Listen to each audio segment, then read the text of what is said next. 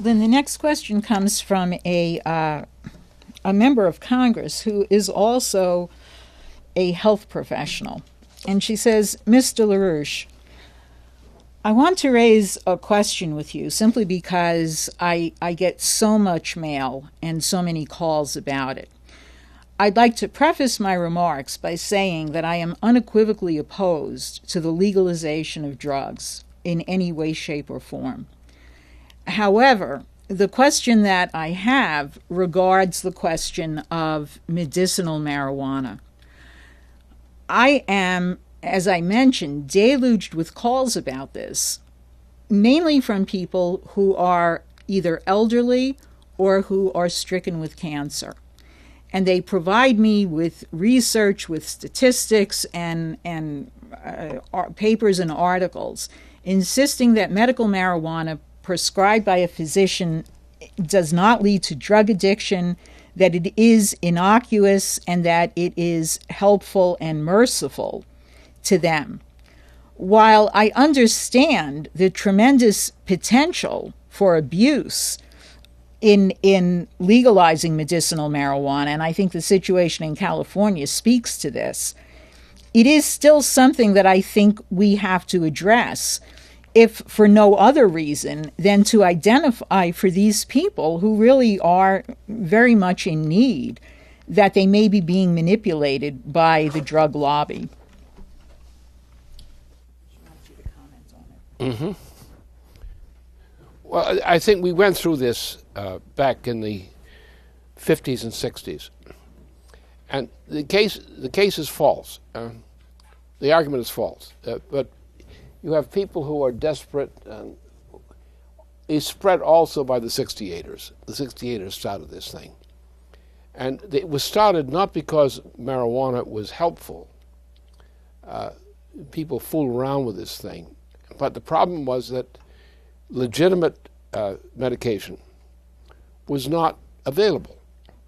And it was a policy of the drug industry not to provide the necessary help.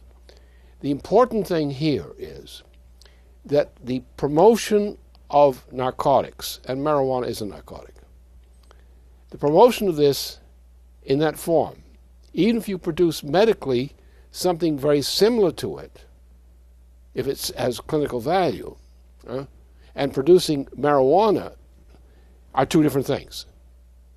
So in other words, producing it, if you take a drug which has the same effect as marijuana is attributed to, and take marijuana, as so-called medical marijuana, don't allow the medical marijuana.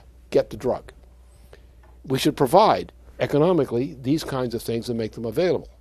And now this is a problem of the drug industry. The drug industry is not necessarily operating in the interests of the people of the United States or Europe. So therefore we need a new philosophy on the way medication is generated and provided. The drug industry has become a big financial racket, and its purpose is not medicine. The purpose is money. The purpose is wealth. Physicians need help, not the drug industry.